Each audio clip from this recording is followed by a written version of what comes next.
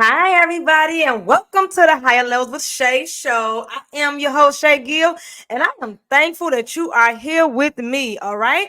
So, we got a jam packed show for you today. And when I tell y'all today's topic is so needed, it's so necessary. And this particular topic is about bridging that generational gap within our community. And not even just in our community, as far as, a lifestyle, but just as in religion, in Christianity. We have the old school ways of Christianity that when it comes to the new school, some of the things I have been lost along the way, and we just want to gain those things back. Some of those morals, some of those values, some of those intrinsic values that we had at the core years ago. And we're speaking about my grandmother, my great grandmother, those essential tools that they had to mold them and to ground them in our religion has been lost. And so many of us, in a newer generation, we either weren't privy to them, so we weren't exposed to it, or we've lost them in this worldly world. And so today we want to simply talk about how to gain that back, talk about exactly what was lost, and how can we get back to those roots, and how can we incorporate some of the new ways into. And now when I say new ways, I'm not meaning to change the tradition. I mean it as far, or change the religion. I mean as far as technology, the way we can utilize technology to help expand and help us to build a kingdom. So I want to be very clear about that when I say how can we incorporate the new ways into this, into our religion, our new generation. And I'm speaking, like I said, more so about technology, and more so about how to get more people to the church, how to get more youth to the church.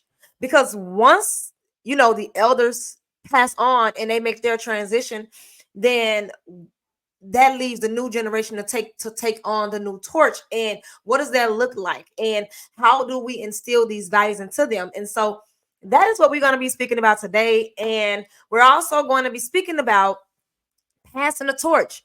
So for the older generation who are looking at some of us youth, and they're trying to figure out exactly who is meant or who is made for this particular level, this particular platform. And when I say this particular platform, I'm not meaning my podcast. I'm meaning just a platform to speak the anointing and speak the word of God. We have to I don't want to say vet people out, but we want to make sure that the elders want to make sure that when they pass that torch, it's to someone who is truly, truly, truly dedicated to instilling Christ into others, into bringing souls to Christ, and to help to build up the kingdom and making sure that their agenda is appropriate. And so they're just having a gift of discernment. And so that is one of the other topics we're going to be discussing. And we're also going to be talking about distractions, how to eliminate those distractions, how to eliminate those unnecessary noises or those outside noises. And we're going to have a very special guest in the house who will be with us. Her name is Cheryl Stabler. And I'm so pleased to have her here in the studio. She's actually going to come on first. We're going to have her come on to kind of kick off this show today.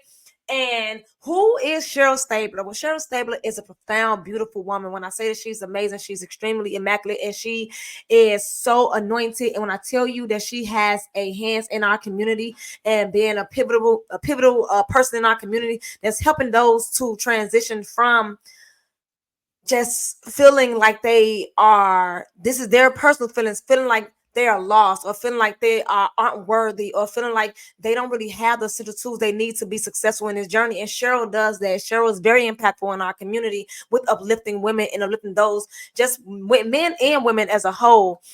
She has a podcast. It is the Unshakeable Woman Podcast that you can find on TikTok, Instagram, as well as Spotify. She also is the president and the CEO of the Vyre Network.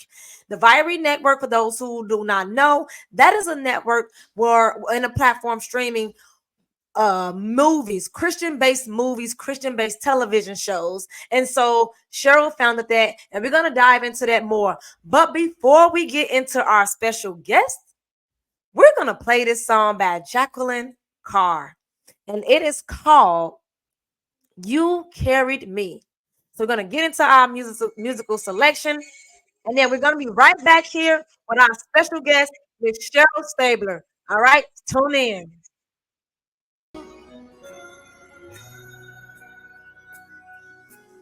You were determined not to leave me where I was. You were intentional about my victory. Wanted me to know what it means to not have to settle. And when they ask me how, oh, I just say, you carry me. Oh, I know you carry me. That's my testimony. You, oh, I am a witness that you carry me. Yeah, yeah. You were determined to give me an expected end for my shame, Lord. You gave me honor. Wanted me to know what it means to live in my promise. And when they ask me how, oh, I just say, you can. You did it, you did it. Oh, no, no, you carry me. Oh, you carry me. Oh, I'll tell the world you carry me. Oh, and you did not drop me. You did not drop me, but you walked me through the valley. Carry me over the mountain. Brought me through my circumstance. You didn't let me go. You didn't let me go. No, no, no. You didn't let me go. No, no, no. You carried me. Yeah. Lord, I'm so grateful that you carried me. Yes. Oh, and you did not drop me. You did not drop me, but you walked me through the valley. You carried me over the mountain, brought me through my circumstance. You didn't let me go, no, no, no. You didn't let me go, no, no, no. You didn't let me go, no, no. You carried me. Hey, you carry me. I'm ready to work with you. You carry me. When I think about how hard the fire got, you still carry me. When I think about how high the mountain was, you carried me. When I think about how long the valley was, you carry me. You carry me. You carry me. I don't remember what time that you ever left me. You carry. As I take a moment to reflect, all I can remember is you carry me. Through sickness, through tears, through pain, through disappointments, through failures, all my defeats, Lord. And then I heard the voice of God say, I couldn't leave you because I had plans for you. I couldn't leave you because I had plans for you. Hey, oh no, I couldn't leave you. You better go, no. I couldn't leave you. I couldn't leave you. I couldn't leave you. Down without you. I have plans to prosper you, to restore you, to redeem you. I carry you. Yeah, yeah, yeah. Oh, I carry you. Not too much destiny waiting on you. I have to carry too much anointing, too many levels, dimensions. I have to carry you. So, Father, when they ask me how, I just say, you carry me.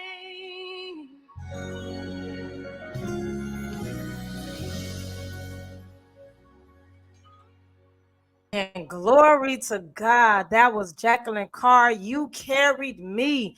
And how many of us have been through those times where we had to, question ourselves and wonder, was we, worth the call that God, blessed upon us? And we had to just simply just put it all in his hands, and he carried us through. We've all been there. We've all had our times. And my special guest today, she is one of those women. She's resilient. She is strong. She's been through some trials and tribulations, and nothing broke her. God carried her through and kept her standing strong. And it is my honor to welcome the lovely, Hey beautiful there. Cheryl Stabler. And welcome, Miss Cheryl, to the Higher Levels of Shay Show. How are you, beautiful sister? I am a wonderful woman of God. How are you? I'm doing well. Thank you for coming on the podcast. You look absolutely beautiful. Thank you. Thank you. Trying to stay around for a little longer. I am grateful. I am on my journey to 58 and so very grateful because some of my friends didn't make it this far. So I wake up with a grateful heart each day that I still have breath in my body. Right? Yes. And you don't look a bit over 40. You don't look a bit over 40. You look absolutely beautiful, and you just keep doing what you're doing. And we actually going to talk about that because Yeah. you look amazing Thank you. physically, spiritually, mentally. I mean, you're just a beautiful woman overall. And I do Aw. want to get into that, later on in the show about your diet, your lifestyle, and how you sustain such a youthful lifestyle.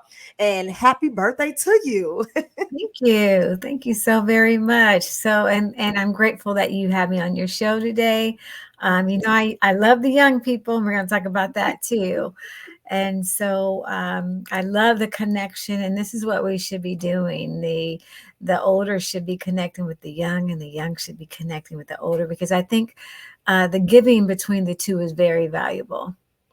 Yes, yes. And that is what the show is going to be about. So during my introduction, I was explaining to my listeners that today's show is going to be about that generational gap and bridging it together, passing the torch. What does that look like? What are some of the stumbling blocks, and how can we get over those hurdles so that we Yeah, can all build up the kingdom together yeah. as the goal? But before we Amen. get into that, Cheryl, I want you to introduce yourself to my audience Okay. and tell them all about yourself.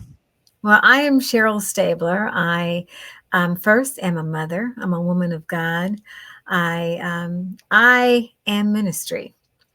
And so on my journey after almost 30 years of marriage, my ministry went to a whole different level. I think God just had a different plan other than I had for myself. And we always know God's plans are the best plans.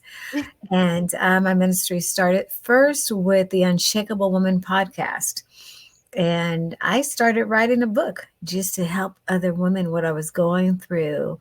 And my publicist said, "Well, what are you going to do for marketing with this book?" Because this was my Mhm. second. I says, "Well, let me start this podcast." And podcasts were very new in 2019. And I started it for marketing, but it was birthed into ministry. And along my journey, I have learned some things about myself, and I've learned some things that I didn't like about myself. But the number one thing that I can share with you is self awareness is just so key in who you are and how you communicate to other people who you are and what your boundaries are. I'm also the president and co founder of Just Faith TV. We are in 186 countries, distributed by Vyre Network, which is a publicly traded firm on Wall Street. I am seminary trained, graduated the master's university and seminary, and also hold an honorary doctorate in Christian broadcast ministries. And so that's a little bit about who I am. But at the end of the day, I just love getting up every day and just say, use me. Just use me. Whatever you need me to do today, Lord, just use me. And so now I am balancing my businesses, my ministry, along with being a 24/7 caregiver for my mother. Yes. And it's a lot, but God is getting me through. So I'm enjoying every step of it. So that's just a little bit of who I am. You wear a plethora of hats. and you do it all so effortlessly. And so I want to dive a little bit into the beginning. So you said that Mm. you were married and then you wrote a book and then you began a marketing strategy, which was to start a podcast that was initially started, birthed to be a marketing tool, but then God had a different calling for you. So let's take a step back. Let's go back first and talk about marriage life. So Yeah. what was it like for you? What was that marriage like? And what was the dissipation of that marriage? Well, it all happened fast. I met my husband in June of 92. August, we were engaged. In February, we were married. And looking back on the youth of myself, I was 26 years old. Looking back on it, I really should have taken some time to actually figure out who I was and who he was, right? Mm. Had a pretty good marriage, had three beautiful children. But the last 10 years were difficult for both of us. And when he decided to leave and said he didn't want this, I literally, it was like brokenness on top of brokenness on top of brokenness. And then the shame came on me because we were both leaders in the world of ministry. Yes. And I remember that very next weekend, visiting a church in Valencia, California, which was my hometown. And I was listening to the story of Daniel. Yes. And God said, that's you. You in the fire, but I'm with you. And when you come out, you ain't gonna look like what you're going through. You Yes. will come out unscathed and you will be okay. And I was reminded of the very first sermon that I gave called A Little Teapot. And it was Yes. all about just this broken teapot that just didn't feel good about themselves. And God says, well, yeah, you're going to have to go through some things. So first, we're going to have to break you down and put you in the fire. It's going to Yes. hurt, but you're going to be okay. You know, Mm. so the first part of that though with the teapot is melting it all down and putting it back on the wheel and having these hands just really shape you into back into who you are Yeah. as a woman, as a person. And ouch, God, it hurts, but God says, I got you, because you're gonna be all right when we're done with this process. And so after that process, you get a little bit of a break, and then you go into this fire. Yes. And in that fire again, you're like, oh, this is so hard. This Yes. is so hard. When is this going to be over? Mhm. And God's like, trust me. Trust me. You're going to be like fine china again, but just trust me. So sitting in that fire, just trusting who he is as your father, and you come out the fire, you're like, oh, okay, well, I'm starting to feel like myself.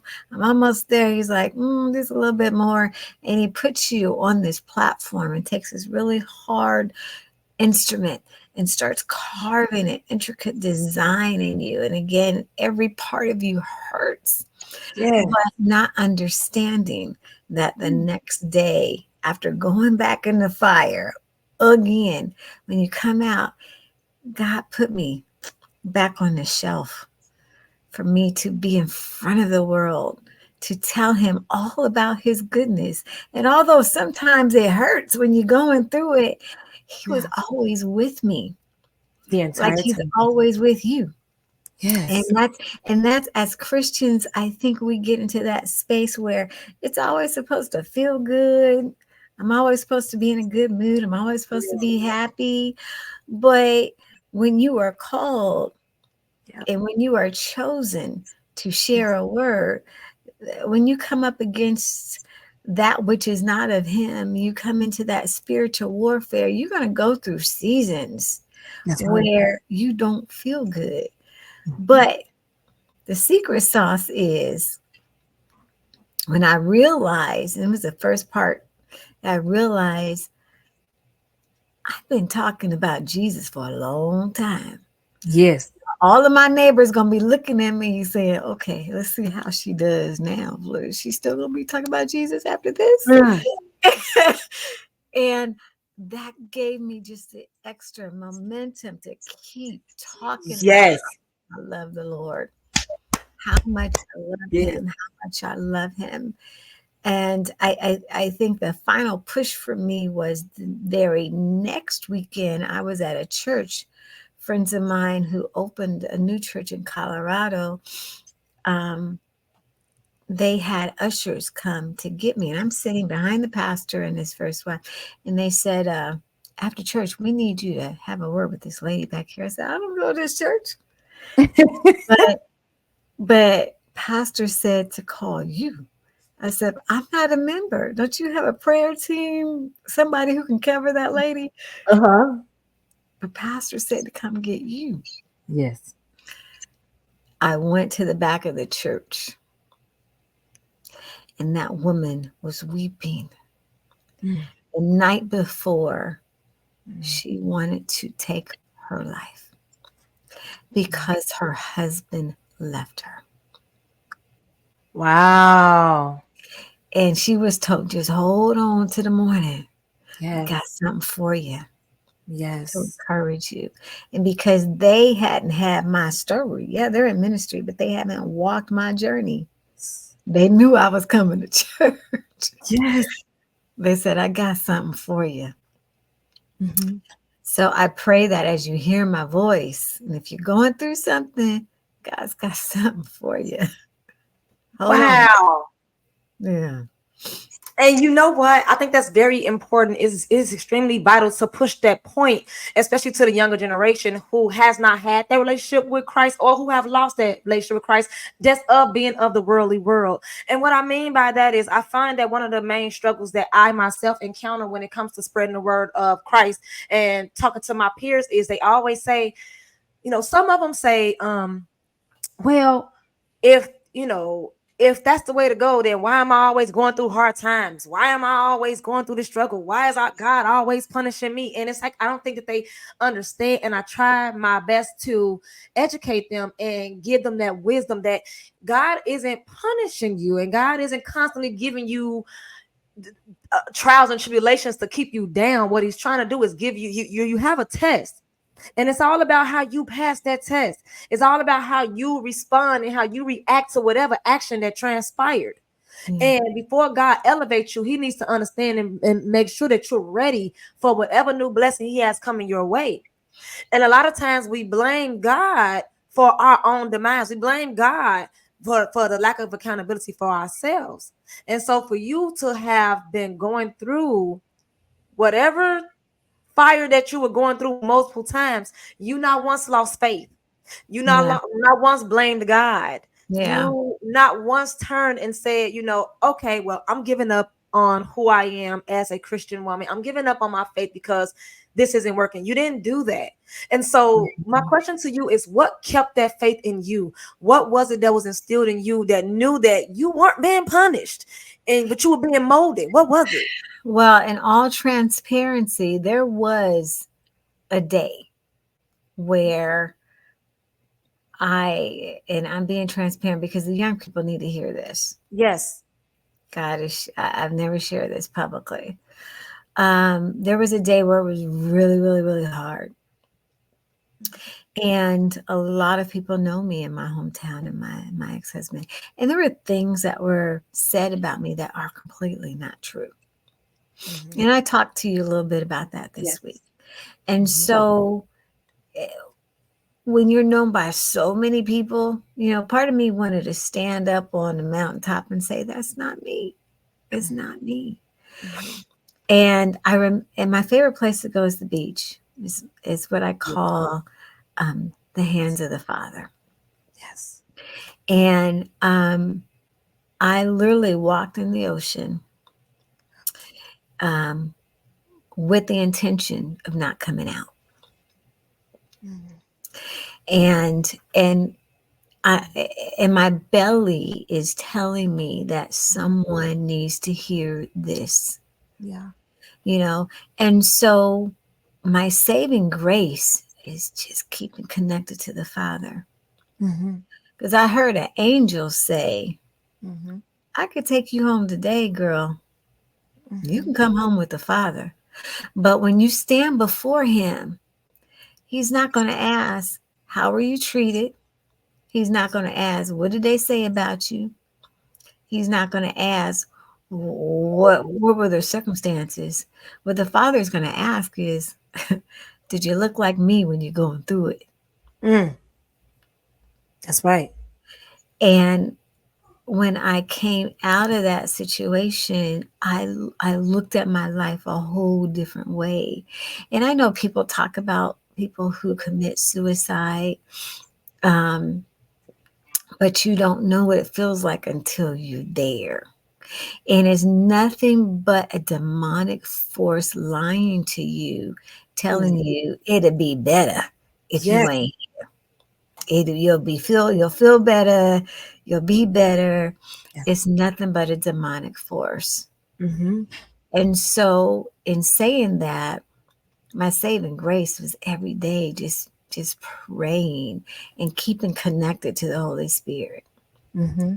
Because there will be a day when it gets really, really hard.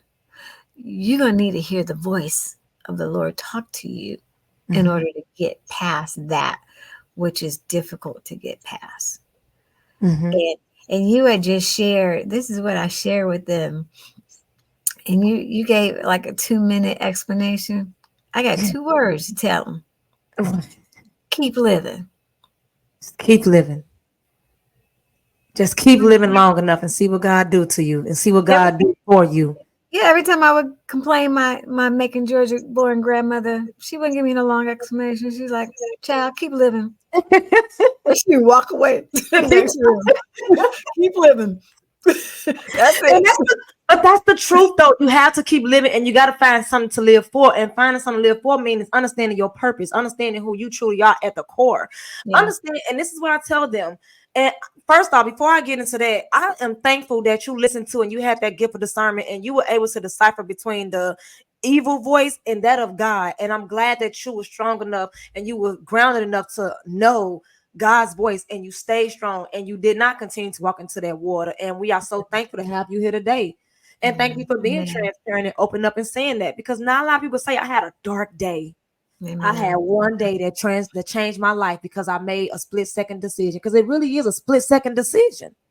Yeah. And I've had some friends who have lost children. Mm-hmm. And I'm mindful of my next door neighbor whose son, um, when we built our homes, she went back to the old house and found her son hanging by a noose. Ooh. And the only thing she had left in that house was her butcher knives on a block sitting on the island, and she cut it down. And I remember, and it's how me and my neighbor came together, because every day I was over there praying Yes. in the spirit. Yes. And um I call him my angel. I still call him my angel. And now he's married. He's got 2 kids. One's going to high school. And I'll never forget the day where he could smell again. And the doctors were like, we've never seen anything like this. And Wow. just to be a testimony to say that's the power of the Holy Spirit. Yes, it is. So, knowing everything that we go through, Mhm. hold on to that which is difficult, because you went through it so you could help someone else, and you can Yes. say, I understand how you feel because I've been there, Because but I've let been. me tell you what Jesus did for me. That's right. Yeah. That is absolutely right. And I want the youth and I want everybody who is listening, because it's not even just about just the youth. I mean, people of all ages, to understand that when you're going through your toughest times, when you're going through your darkest times, understand that's because God is moving you towards something greater. Mhm. Negative, when you talk about magnetic force, negative repels negative, positive repels positive. The only things that attract somebody, we talking about from a scientific form, is positive going towards negative and negative going towards positive. And so if so much stuff is happening in your life where you're being under attack mentally, emotionally, spiritually, physically, financially, whatever it is, relationships, Mhm. understand that you are being prepared to continue to go into something greater. And so do not give up. Do not give in. Do not give in. And you did not do that. And I thank you for sharing that with my audience. A lot of people can be that vulnerable and say that. But Yeah. we've all been through some hard, dark days. Yeah, well, I learned vulnerability is important. And Yes. I shared that on one of the first platforms that I was with you on. And when my belly says, when the Holy Spirit says, you need to tell that. If I don't say it, I literally would throw up. That's Yes, how connected I am to the Holy Spirit. that's right. And from the first time that happened to me, and what I shared was really embarrassing. I remember driving back up the 405 freeway crying, like, why did I tell everybody my story and who I really am, right? And I had 3 young ladies come to me Yes. that next Sunday, and they said, we've never found anybody in church that we could really talk to, Yes. that wouldn't judge us, Yes. wouldn't, would just pray over us. And it gave them the opportunity to say it's okay to be vulnerable. Yes. Yeah. Absolutely, absolutely. We recognize you as human, and a lot of things, and that's one of the things we're going to get into. We talk about the generational gap, and we talking about how to bring souls, especially the younger souls, to Christ and to church. Is they always one of the things that I hear a lot is they feel like Christians or Christian people, churchgoers, not that they're not human, but they're just stone. It's like it's one way and that's it. And so we feel misunderstood. And so when we have someone who is readily available to be vulnerable and to be transparent and show that they are human, who are going through human experiences as well. Because like you said, your grandmother tells you, child, just keep living, and then she walk off. And my father-in-law, who I love dearly, my father-in-law, remember when you and I were on, my husband and I were on the Women Empowered to Soar, Yeah. and we were on that show, and we were being vulnerable about our marriage and how we Mhm. overcame so much. And Mhm. so many people were, contacting us, whether it was via email or a phone call, saying like that was a breath of fresh air, because a lot of Yeah. Christian couples want to put on this front like it is all all good, but you Yeah. have to talk about the tough times and how y'all use God to get y'all through those tough days. And Yeah. in that show, I mentioned this, and when he himself mentioned this, my father-in-law, Mm. every time we would go with him with an issue, his only answer was talk to God. Yeah. Read the Bible. And I'm like, that's not an answer. Yeah. We would be like, Dad, that's not an, and it is, and that truly was the answer. But for Yeah. someone from my generation, if that's all we hear, then we Yeah. will kind of associate that with these people don't know real life issues. These people don't get what I'm going through. These people, that's how we would think, because it Yeah. kind of closes a door, and and it's like, okay, that's all they're gonna say is just go to God. All he's gonna say is just read the word. And so we feel like we're not heard in this generation, in Mhm. times in which we're living, because we Mm. all lived in different times from 50 years ago, 100 years ago, 200 years ago. And so when Mhm. we're complaining, or when we're no, I won't say complaining, but when we're vocalizing some of the trials that we're going through, and then we go to our elders and they say to us, very true answer, go to God. But if that's their only Mhm. answer, it kind of puts a wedge, like a wall in between. And Yeah, so because that was how they were raised. And yes, and you are, you're my around my kids' age, yes, and you guys have had the opportunity to be exposed to people who are therapists and counselors, and you want a conversation. yes.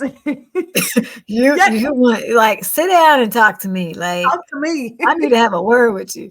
Yes. Um, I thought I was a talker. My daughter is a talker. Mhm. She will have a word with you. Yes. Um, but the good news is you guys are growing up in this era where you have these tools where you can talk to people around the world. You have you that's doing really good things. Um, I have a cousin, Lydia, who does missionary work. She's got a huge TikTok Bible study platform. If I haven't connected you, I need to connect you. Yes. And they're actually on their way to either North Carolina or Tampa this month to give back. But she talks to people with these amazing skits that are Christian based, and she draws people unto her in that format. Yes. Um, Yes. and I remember my first book, I ended the book stating that our youth are tired and they want real Jesus. They're tired of us playing games. My first book was called The Hollywood Preacher. Don't call it church hurt, but call it lessons learned. And I said, the youth are tired. They are going to raise up and go to the hills and they're going to worship God, Yeah. unlike anything that we've ever seen. And then Yes. during the pandemic, half of these people I know, because I was in the music business at the time, half of these background singers I know up in the hills with Kanye West singing gospel music. I'm like, wait a minute, Mm-mm. Lord. Wait a minute now. But in their own way. And, Yeah. there were people who knocked them because of what it was. But I would say I've gone to the forum. And when I tell you every type of person from around the globe who lives in Los Angeles, who was there, who was coming to know the Lord, Mhm. who was being saved under the worship that was going forward Yeah. was amazing. And the youth are just, every generation is different. Mhm. Every generation is different. And you guys are going to make your impact in your own way. Yes. And social media could be good, it could be not so good, Yes. but most people in your generation is using it for the good. And I applaud you guys for that. Thank you. Thank you. And I think that when we have people like you who are so humble and you are so nurturing, that makes a difference. That absolutely makes a difference in where we're going because we are on our walk and our journeys through Christ to Christ and walking up righteous. And we fall short, but we're learning. And we have people like you who give great advice and it's coming from a loving place, not a judgmental place, not to tear us down, but to build and lift us up. And so that's why it was really such an honor to have you here today to have this Mhm. conversation. And I want to talk about your book because you just said like a small, concise passage in your book. But I want to dive a little bit deeper into that book because that title, I want you to say that title again. And I want you to tell my audience where can they find that book. And I want to talk about that book. Well, it is literally sold out. I'm thinking of taking it back to print. Okay. And about 2 months ago, I realized my entire marriage, I only heard the voice of the Lord once. I I've had a prophetic gift my entire life, but it never occurred to me during my marriage. Why aren't you hearing God the what Mm, you how you normally hear him? yeah. And 2 months ago, it was like God woke me up and said, as soon as your ex-husband left you, the next day, the Yes. next day, I was Yes. hearing God's voice. I Ooh, heard angels. When I tell you, when mm, there's, God will confirm um, what you're in if it's not His will, even if it's ministry. And sometimes you can be in ministry, but you're still not doing what God wants you to do, yes. right? Yes. And so I had a dream. We had left our church, and um, my husband managed monies of a lot of people in Hollywood. So had this discussion with me where we're going to go to this church where a lot of our clients can worship Jesus and not have to worry about Hollywood hookups and Yeah. autographs, and they'll have a space where they can worship freely. And we were in this church building it up with Will and Jada Smith and their family. Yes. And within 2 months, I was children's ministry director, Mm, and I had this dream. I woke up weeping, mm. crying, Yeah. screaming. I had this dream that I saw the church and it fell, and then I Mm, saw a cloud of dust, mm. and God said, "It's going to fall." And I'm like, "What?" Because that was the loudest I had ever heard his voice. Right? And so I'm crying and and I'm trying to tell my ex-husband, like, I just had this dream. Oh my God, I don't know what it means. And I said, I need to find his wife. I didn't have her number. Mhm. I need to call the wife of the pastor. I need to see if she's okay. I need to see if she's okay. Her heart just was on my heart. Yes, yes. And so I finally got her number from an administrator and I called her and I said, I told her my name. We just started this church with your husband. I still hadn't met you yet officially. I would see her. And are you okay? And she said, well, not really. Mm-hmm. Said, I'm sitting on a chair with my feet on top of my suitcase and airline Mm-hmm. tickets in my hand. Mm-hmm. Mm-hmm. What? Yeah. Oh, yeah, I'm leaving. Yep. And to come to find out, her pastor husband was having affairs. And so that started like a whole thing that Yes. I've never in my life seen. Yes. Never in my life. Mm-hmm. So I didn't hear a lot what was going on because I'm over the children. So I go into children's ministry early before anybody comes. And then I leave late after everybody comes pick up their children. So I'm not hearing what's going on. Yes. Mm-hmm. But then I start feeling and seeing some things that he's doing and saying in front of me that did not feel good. Yeah. And asking my ex, can we leave this church? Because my kids are even starting to be impacted. And he would not allow us to leave. And I'm like, what is this? I saw a lot of marriages impacted. Transference of spirits. Yes. Real. Yep. So at the end of the day, there's this chapter at the end of my book. I call it the Jerry Springer chapter. Mm-hmm. Because I had a dream right before the last Sunday where I told my ex, this is the last Sunday I'm going to be in this church, me and my kids. Mm-hmm. And I had a dream the night before that all these people were coming into the church and they were coming to lynch him, literally. Mm-hmm. I go to church, I'm on the front row. That's a whole nother story. And I'm weeping uncontrollably.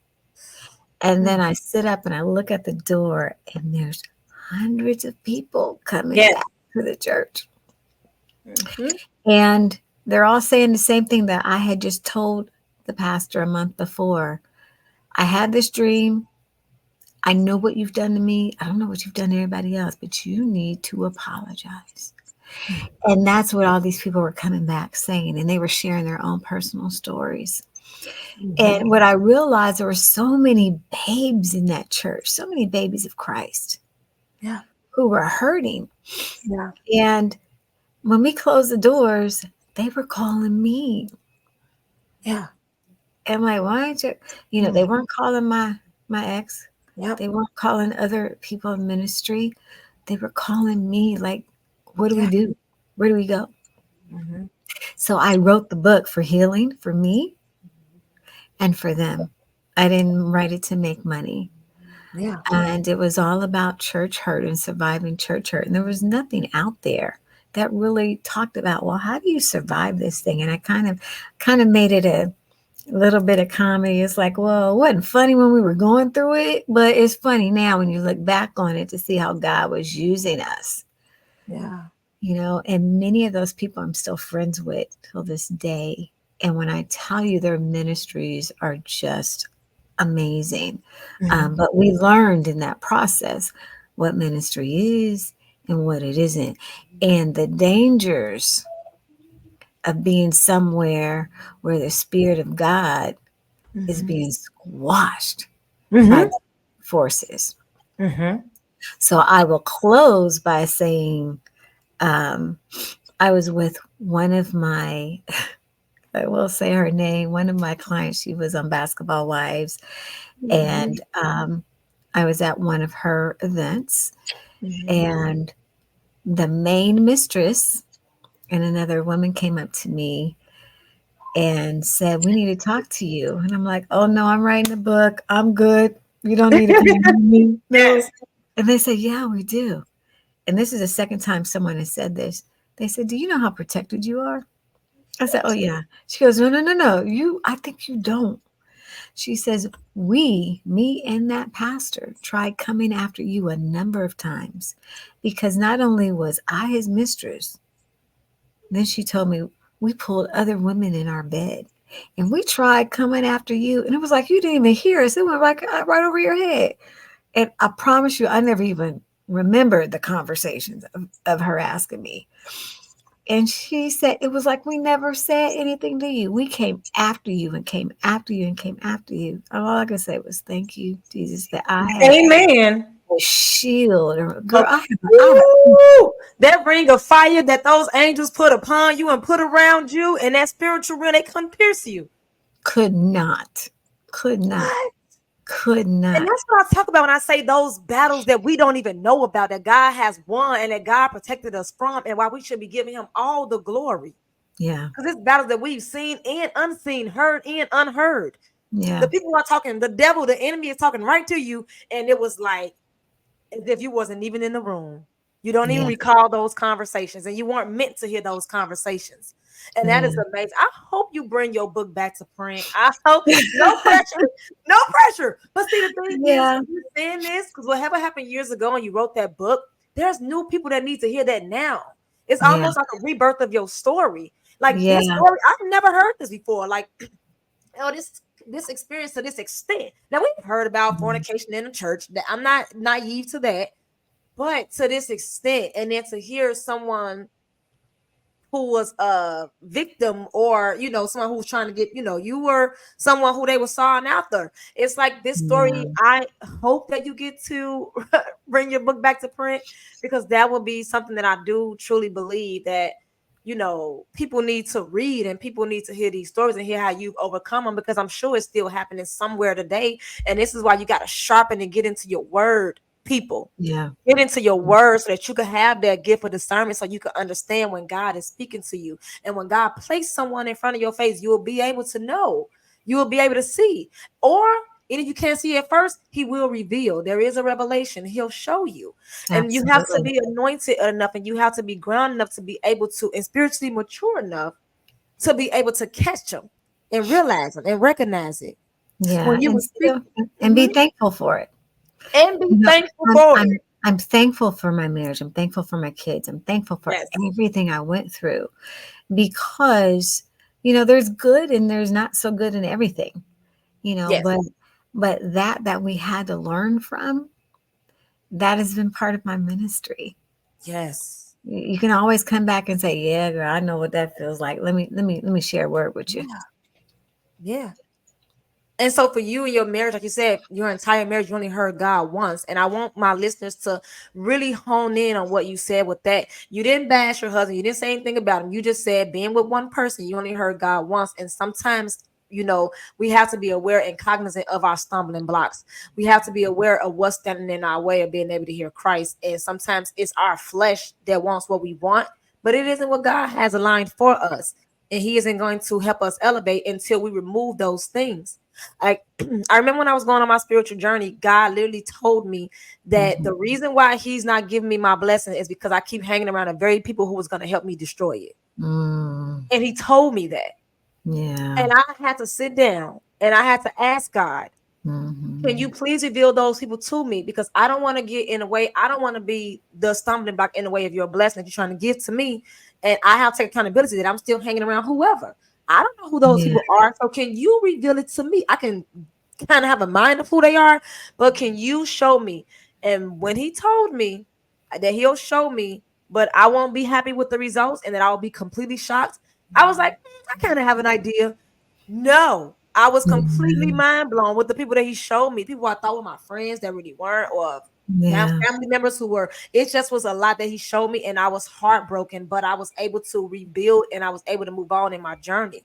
And so, with you, with the loss of your marriage or the dissipation of your marriage, that could feel like a loss. But look at how much you've gained. Look at everything Yeah. you gained in the long run. One of Yeah. those things is a podcast that I have had the pleasure of being on a few times, and I thank you. And I have to do it again. I have to come back on your show again because Yes. I thoroughly enjoy it. So your Yes. podcast, Unshakable Woman, let's talk about it. Well, the Unshakable Woman podcast was Yes. birthed as a marketing tool. Yes. And when I was starting this new journey by myself, I was fearful. Yes. Um, I hadn't been I did have an opportunity to be single by myself for a while. I didn't get married till I was 26, and we'll talk about that later. Taking your Okay. time to get married.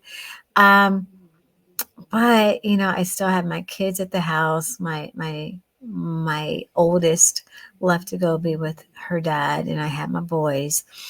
And I looked at this big house and these big fancy cars, and just reminded, this stuff don't do nothing for you when life just falls out of the bottom, Mhm. right? And after I went to the church service and I heard that story of Daniel, I started writing. I called my publisher. I started writing. That week, I went to go hear my mentor, and I've known him since I was 5, from Columbus, Ohio, Les Brown. And after he was done speaking, I went backstage, and he was like, "Hey, how you doing?" I'm like, "I'm good." He's like, "What's going on this week?" I said, "Well, my husband left." He said, "So you okay?" I'm like, "Yeah, I'm going to write a book." He's like, "All right." So all the guys who were backstage, I'm the only woman, all the guys backstage, he's like, "Come over here, meet Cheryl. Take out your cards. If you don't have a card, give her your number. Let her know how you can help her." And he's always taught me just how you support people, Yes. in need and in business. And I started writing. Pandemic came, and I kept hearing the Lord say, "A shift is coming. Yeah. A shift is coming." Yeah. And I didn't know what that meant. And that was part of my title at first, but then I changed it to this 10 steps of healing and walking in your God purpose journey. But at the beginning of my book, when you start to read it, I say there's a shift coming. And so I'm continuing to write during the pandemic. And I'm like, well, maybe this was the shift, because I started hearing that before it came. And Mhm. it's 10 chapters of just, here's all the tools that I have used, God has shown me to use to get Yeah. back on your feet. Wow. And if I may share just one of my favorites, Yes. is to help a young person, because I remember I was in this space of just crying, not like, what do I do? Yeah. How do I survive? I had given up almost a 6-figure career 20 years prior. I had been a Mhm. stay-at-home mom, and there's a lot of stories like that in LA where women give up their careers, stay-at-home moms, and then the husbands leave, and you're like, "What do I do?" Yes. And then there were some other things that are very personal that were going on that I didn't know about, that I found out. Mhm. And so I'm in this space of just crying, just crying. Yeah. And one day the Lord said, "All right, you can cry today, but not as long as you did yesterday." I just time to get up. Yeah, yeah. And then the next day he was like, "Okay, let's save that time again." So That's right. when I coach young ladies, I'm like, "Okay, tomorrow give yourself 30 minutes. Just sob, put the covers over your head, set your Mhm. phone for 30 Yeah. minutes. On Tuesday when you get up, set it for 25 minutes. That's On right. Wednesday, set it for 20, That's right. 15, 10, 5. When you get to that last day, Woo. go wash your face, walk around the house, give God all the glory, Yes. and just say, use me. You gonna cry your last cry, honey. Yes. And Mary sings that song, Cry My Last Tears. Yes. I really understood it at that point. You didn't cry your last, because Still. you need to do the work now. You need Yes. to do the work. This is happening for a reason. You need to get up, Mhm. wash your face, and Yes. move. Yeah.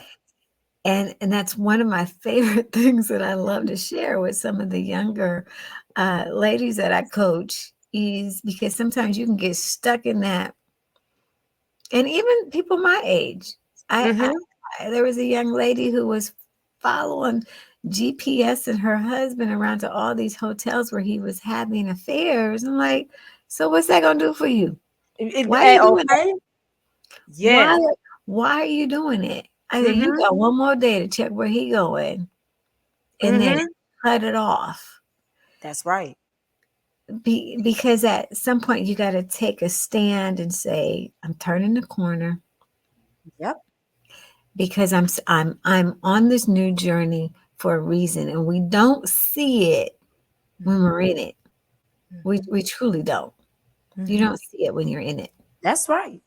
But some of us have very happy marriages for 50, 60 years. Some of us have very happy marriages for 50, 60 years and have fought all the way through it. Mhm. And some of us, God just says, I'm cutting this off That's right. because I've got something else that I need you to do. And you can't do it That's in right. the place where you are right now. That's right. And that's the unshakable woman, getting up and doing that which is going to help you heal. So it's 10 steps of Yes. remembering what you used to do when you were in college and a little girl. I went Yes. back to bike riding. Went back to jumping rope. You Yes. know, I was doing. We skated. I got outdoor skates, indoor skates. Yes. We started skating outside. I started journaling. You Yes. know, so many things, and then God blessed me. Um, to meet someone in business. Mm-hmm. And that's how I got blessed with Just Faith TV. Woo! And before we get to Just Faith TV, let's get Mhm. back to what you said because you've dropped some key gems here, and I need the audience to really grasp what you're saying here, because I don't want them to just hear the surface and it's just marriage. No, dig deeper and listen to what she's saying. She was in a dark space. She was in a dark space, a place that we all have, and a lot of people get really comfortable in that place because Yeah, then people begin to adjust to the dark and they don't really see an issue with it anymore until God shines a light on you and pull you up under. And then you don't realize that you was in such a dark space until you finally come up from air. And see, and what I want people to understand, what you just said was, how did you get out of that dark space? You tap back into your childhood. You tap back into who you were before the world got its hands on you. You mhm. started back bike riding. You started back roller skating. You began journaling again. And my sister friends. In your sister friends, in your support system. You got Yeah, the day that it happened, I sent out a group text, girl. I'm like, yes, this just happened. So where are we going tonight? Where we going to go eat? You exactly. And when you have people, when you're going through those dark times, how do you get out yeah. of those dark days? Is you start just first of all, stop focusing on the distraction. So for that young, beautiful woman that was riding around time and time again to those hotels, see, the devil is lazy. He Yeah. knows what to use to distract you, and he Yeah. knows he's not going to change his plan because you're going to keep falling for the same thing. Yeah. And so for her, that was a distraction. The moment she stopped paying attention to what hotel, what right and left turn, what car he rented out, what whoever he was with, and she Yeah. just started focusing on her, Yeah. that's truly winning. That's Yeah. winning. Winning isn't winning a man out of 15 other women. Women Yes. isn't being the one to the altar saying, hey, I got his children and I'm his wife. Winning is when you choose yourself. Winning is Yeah. when you choose the purpose that God have for you to serve in him. That is Right. truly winning. And I was in a Mm. dark, I was in a dark space, and not necessarily because of marital issues. It was because of just life issues as a whole. I mean, being a nurse, being in the medical field, it can be really dark sometimes. And seeing all that we see and all that we go through. And then Yeah. when you're elevating in life and people who you thought was going to be there by your side, they try to tear you down Mhm. and I had to learn that. And it's not because they're Yeah. jealous of you, it's because they can't see it themselves. They couldn't Right. imagine it themselves, and they're shocked that you Yeah. made it happen. And so Yeah. that kind of stuff hurts you. And so when you are pulled down to this dark space, for me, what got me out of it was I separated myself from everybody. I channeled Right. all of my energy into God, and I just started doing Mhm. what made me live again, and Yeah. which was swinging on a swing, which was Yes. swimming, which was Yes. going to the gym, which was Yeah. coloring in art and making music. And I just started getting back into that. And that's what, Yes. rebuilt me back up. And like you said, a great support system. and Yes. that was your sisters, and that was everything that you did. And Cheryl, one thing you said was distraction. When we was talking about distraction, and I want my listeners to really understand and pay attention to what is holding you hostage and what is elevating Mhm. you and catapulting you forward in life.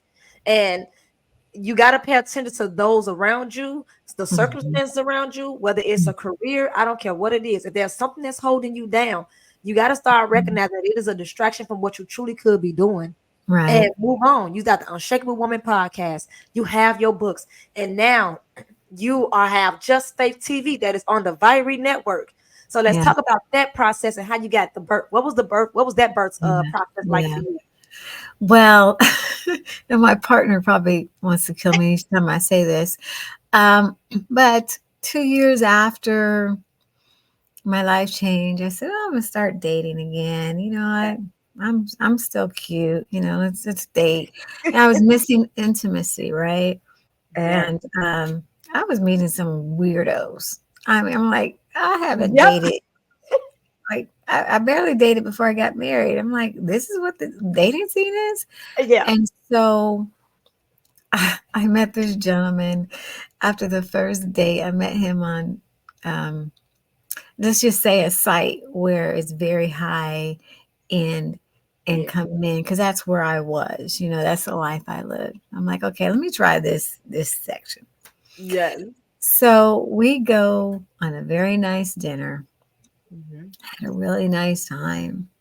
Within one day, he was like, so you're the woman I've been looking for all my life, and I want to marry you. And I'm like, wait, we just had one dinner. Wait a minute, stop. You Yes. know?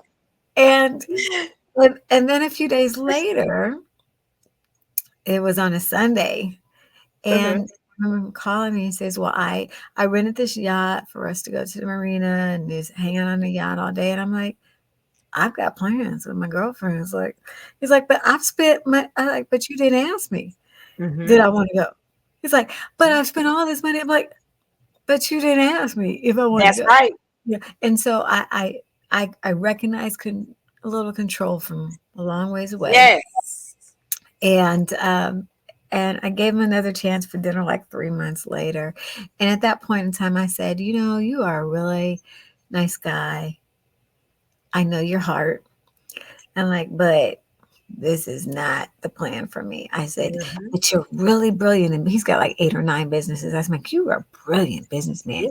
I'm going to keep you around for the business piece. And a few months later, he called me. He says, I've got these guys on the line. I want to talk to you. I'm like, well, who are they? He goes, well, just pick up the line. I'm like, who is it? And it was the owners of Vyre Network.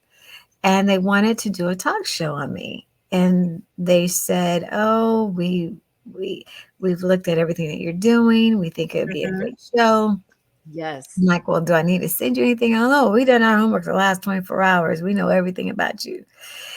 And so we created a meeting time to meet with the team. And so I'm sitting next to the president, and the guy that I went out with is sitting across from me, and we're talking about what the show would look like, which we ended up taping at my home September of that year. And while we're talking, the guy who I went out with, who said they want to marry me, he says, "Well, you know, she's a woman of faith." And I said, "Why are you over there blowing me up? What's going on?" And so the president goes, "Oh, really? Are you?" Mhm. I'm like, Uh-huh. "Yeah, I am." And he says, "Well, let me tell you a little bit about our company."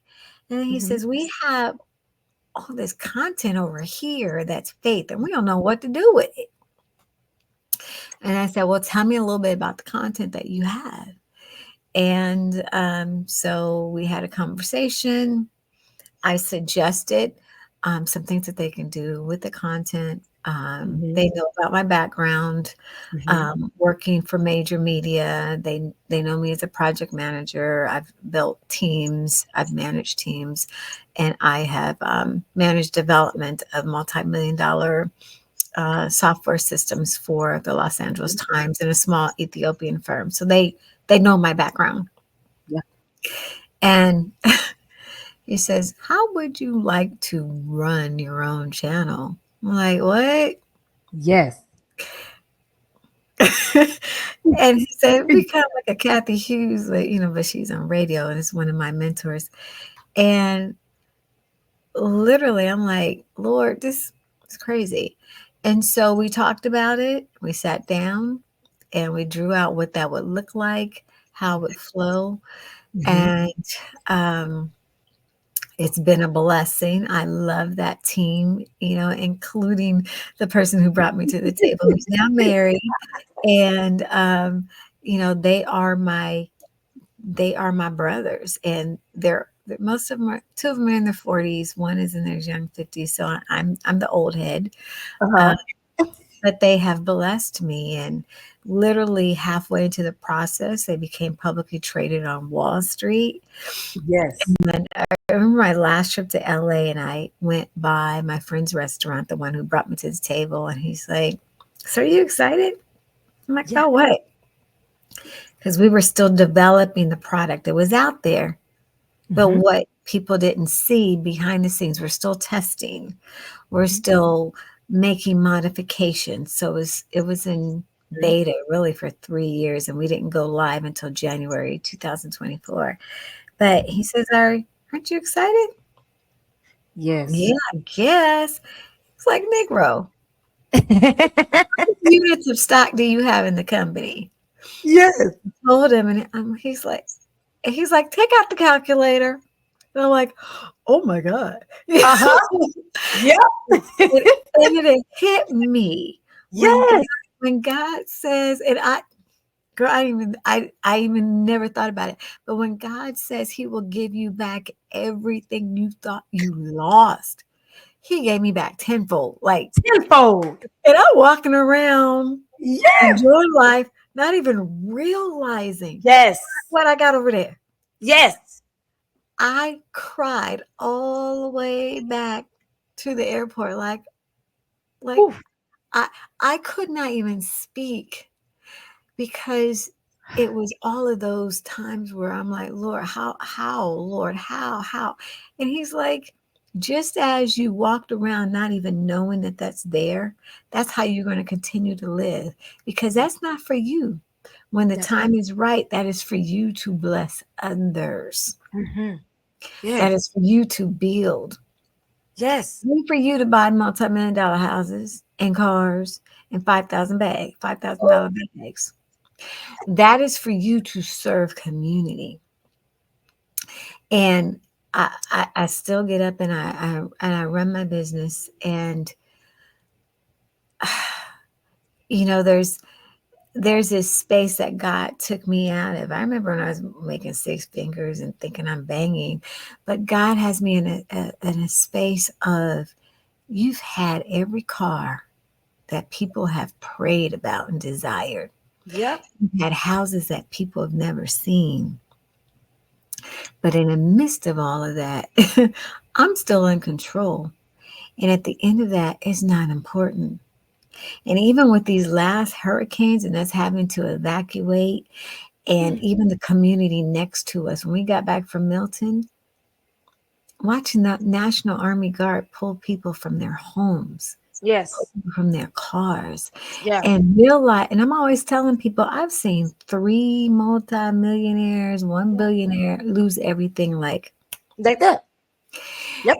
and so if I've learned anything, it's just a reminder, He's still in control. He will give you what you need, but He also wants you to be a good steward, because it's not for you. It's not for you. It's not for you. It is for you to be okay and have food on your table and a roof over your head and But retirement. But it's also for you to create in order to bless other people who need a come up, who need a blessing, who need to feed their children, who need roofs over their head. yes. And I had did that consistently. Shout out to my amazing favorite nonprofit, My Friend's House Los Angeles, where I served weekly for years, the people in Skid Row. But for me, it was a problem that I wasn't able to serve with my husband. You know, how can you be in ministry? That was my love language. That wasn't his love language. Yes. Mm-hmm. And I didn't know nothing about love languages. But now I can say, okay, well, that was my love language. That wasn't the way he wanted to serve people, but Yeah. that was my heart for serving Yeah. people. And I know I said a lot and didn't take a breath. Uh, but You know, you and I can talk all day. And I love our conversation because they so genuine, they so down to earth. That's why I love speaking to you. And you always say something that kind of confirms and just validate whatever it is that I am either going through or growing through. That's what I would say. You always validate whatever I'm growing through. yeah. And literally, I was telling one of my closest, she's a sister to me. So almost 15 years of friendship. And she's almost 15 years, met in 2009. So 15 years of friendship. And I was literally just telling her this because I'm like, I've had such an amazing career, financially stable, 6 figures, just as a nurse, just as me being a nurse, not even including, everything else, the other businesses side of it. And I've always thought like, okay, once I finish this degree and God bless me with this check, I'm going to start doing this with my money. And it was all materialistic things. It was all like, I want to be on these yachts. I'm going to be doing this. I'm going to be doing this. I'm going to be driving this car. I'm going to be buying this type of house, this pool in the backyard. It was all materialistic. And every time God blessed me, he told me to do something else with it that was serving other people, like the school, like my school and the herbs. And I'll be like, okay, God, I'm going to do this. But then I'm going to get back to getting that Bentley. I'm going to get back to, and I would go, and this time it's like with this new blessing that God has given me, and especially these platforms at the show and meeting people like you and other people who he's placed, in my life along my journey, who I'm so grateful and so thankful and humble to meet. And it's like when I meet people and I'm like, okay, I see what you have me doing, Lord. I'm going to do it. And then the money comes and I'm like, okay, now I can get this house that I want. Now I can get this car. And it's like, no, I need you to do something else. I need you to do this. I need you to do that. And it wasn't until I started to really mature and grow out. I want to say the past year and a half where I stopped with the materialistic. I stopped saying like, okay, well, I'm going to do this and then I'm going to do that, because I had to recognize and realize that none of it is for my, for my materialistic satisfaction in the end. At the end of the day, every time God blesses me, I'm obedient. I do exactly what he tells me to do. But then I'm always thinking in the back of my mind, like, okay, I'm going to do this, but then I'm going to get that car. I'm going to get the house I want. I'm ready for a nicer house. I'm ready for a nicer. And I'm like, do you not realize that God's sitting you in what you once prayed for years ago? Absolutely. And you have to be humble enough to just sit down and appreciate the blessing that he already given you. A beautiful, nice ass house, beautiful backyard. I don't have to worry about my children being down the street. I don't have to worry about crime. I don't have to worry about a lot of things that I had to grow up worrying about. I have a beautiful working car that's nice. And it's just like, it's something in me. It's the human flesh and not that of the spirit. And so I had to learn and let that go. And I was reading a passage in the Bible where God said that a rich man, that a cow would go through a needle's eye before a rich man get into heaven, because we're supposed to grow up his kingdom, what he blessed us with, to give on to others. And Cheryl, you have done that. You have done that in the past. You are doing that in the present. And I know you're going to continue doing that in the future. God bless you. Well, I can say the same for you. Seriously. And when you're in a space where all of that doesn't matter anymore. It doesn't matter. When I first moved to Georgia, I ran into my very first real estate agent, sold me my first 2 houses in LA. Like, what are you doing here? And her daughter had horses. She had passed away. She's got like 33 acres in Georgia, horses. And when I first went to her house, I'm like, driving a Subaru and got on bib overalls. And it's like last time I saw her, she would always wear silks, and we had the Mercedes, and we had this, and we had that. And she's like, girl, I done had all that stuff. And that's kind of where I am. that's where I am, because when my ex left, I remember sitting in a Target parking lot when I realized something was wrong with my body, and that was the day that Mhm. went to the hospital when I found out I had cancer. But as I sat in that car, I'm like, I'm sitting in a six figure car Mm. that most people Yes. dream of. This car ain't doing nothing for me right Mhm. now. It's not putting money in the bank. Mm-mm. It's not helping me with what I'm going through, Yep. you know. And I couldn't even turn it in if I wanted to, because my ex was, he had leased it. And Yep. and I'm like, something's wrong with this picture, Yes. and not to say having nice things, there's something wrong with it, because when you make a certain amount of money, which we did, Mm. you have to have certain amount of write-offs. So either you're giving your money to the IRS or you're giving it to houses and cars. So that's why some people do that, Mhm. but Mhm. um, in my space, being a Mhm. stay-at-home mom and not having the income coming in, um, I used to always say, if I can just get to a beach and live in a one-bedroom house, I'm good. I'm good. Yes. I'm so good. I could walk on the sand every day. I'm good.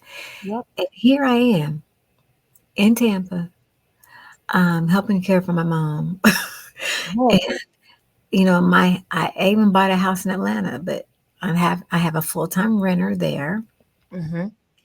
I bought a nice car, and even like the very first service I went to, what people don't understand, when you have those cars, Mhm. they're expensive to maintain. I remember my first maintenance I Mhm. went in for, it was Yeah. $962 for my first maintenance. I'm like, Yes. why am I doing this? Yes. So when I moved here, I had to move here within 24 hours. I sold the car. And my partners were like, why'd you sell that car? I was like, because I don't hold on to stuff anymore. That's right. I've learned that you really don't need a lot of your stuff. You don't need 30 bags. You don't need 50 pairs of shoes. You really don't need all of that. And when you get into a community where you see people who live without, it really affects your soul. Yep. And if you are truly doing ministry Yep. and caring for people, which is my love language, Yep. you can't walk out the door and not feel that. Yes. You really can't. Yep. And we all do ministry different, but people Yeah. is my ministry. Yeah. Because it's you're selfless, and like I experienced that a lot, where you feel sad or selfish within if you do so much for yourself, knowing that there's a whole world of people out there that you can assist and that you can help along the way. And I've always been that way my entire life. I always helped other people and put my wants and needs to the back. And I used to think that that was not that it was a bad thing, but it was kind of like there was a positive, aspect of it, and it was a negative because I was so selfless that I would give so Mhm. much to so many people and do so much to help others that I would spread myself thin. But I learned about boundaries. I Yeah. learned about prioritization, and I learned about pouring into those that pour into you so that you don't Yeah. keep running off of the empty cup. And so your love language is absolutely beautiful. It's absolutely Mhm. beautiful. I do want to touch on passing the torch. I don't know if you Mm. have a little bit more time. I think we've been Yeah. speaking for a while, but Yeah. if you don't have any more time, then we can definitely pick this up. I'm And, good. Let's do it. you okay? I'm good. Okay. All right. Well, thank you. So I do have a couple of questions for you, and then I know you have to get going. So passing the torch. So when you are looking for someone to pass the torch to, whatever that torch may be, whether it's in business, whether it's in ministry, whether it's just personally speaking, what do you look for in people, and what does this process look like for you when it comes to this, you passing your torch to the next generation? Well, for me, it's happened organically. First in the music industry, because of what I've experienced in the music industry as a woman, Mm-hmm. especially in the R&B space. So there are a few ladies that I am still mentoring in that process. And in the ministry world, it's a little different. Started with my cousin who has the viral global TikTok.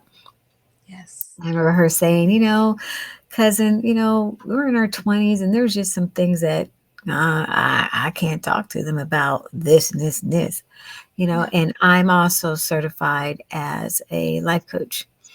And so I'm like, send them to me. And I have private conversations with people who just need coaching. Yes. I just started a new empathetic listening space for people as well, if they just need to have someone listen to them and opt in or out if they would like some advice.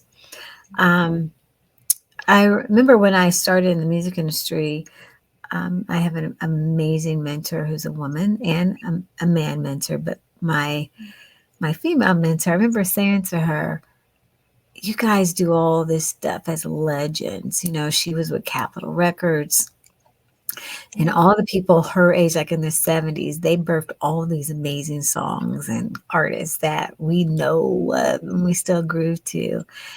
But there was no connect to Mm-hmm.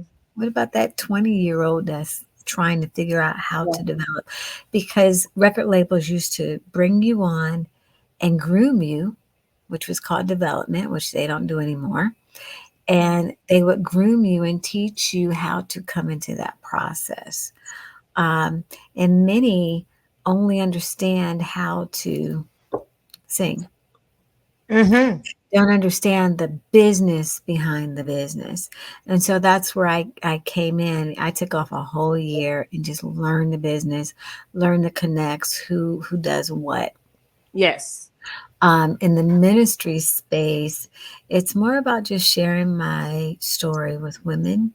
Yes. More importantly, helping them walk into helping them find their God given purpose. But it starts with healing first. Mm-hmm.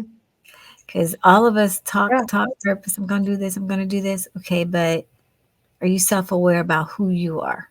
Yes. Are you dealing with brokenness? Yeah. Do you need to forgive? Yeah. Um, and then there's some things that I've learned to say to young women because of what I've learned from, like what we experienced this week, you and me. Yes. Because one of the things that a mentor shared with me in this space was, okay, yeah, you know a lot, but keep your heart open Yeah. because not everyone is as bold as you. Yeah. And if you are to minister to someone or disciple to them, you want them to be drawn unto your spirit Yeah. and know that whatever they've gone through, you're Yeah. not going to judge them. Yep. You're just going to listen to them Mm-hmm. and you're going to tell them what God says. Yes. And even in the spirit of what I'm doing with one of my favorite pastors, every day I'm sharing a prayer for the elections and we're doing Yeah. that for 12 days. Like Yeah. today was praying against demonic forces Yes. and critical strategies. So Yeah. let's do that together. Yes. And by doing so, you're inviting other people to pray with you. Yeah. And we've become a nation, we've become a world where social media has given us such a platform Mm-hmm. where I believe we need to be cautious in how people look at us, Yeah. the good and the bad, Yeah. and be mindful that um, if you talk Jesus, people are always going to be looking at you and say, "Does that feel like Jesus?" you know, and I've had that. I'll give you a good example. One of my neighbors in California Mm-hmm. came to my doorstep, and they're two women who are married. Yeah.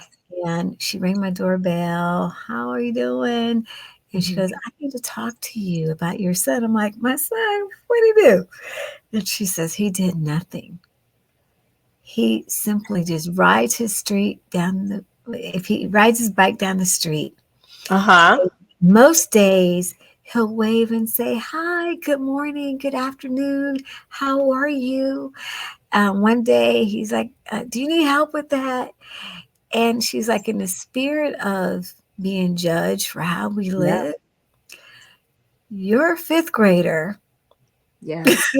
not even the adults, Yes. your fifth grader always comes to us with Yes. the heart of God. Yes. And that's what draws people Yes. to the Father.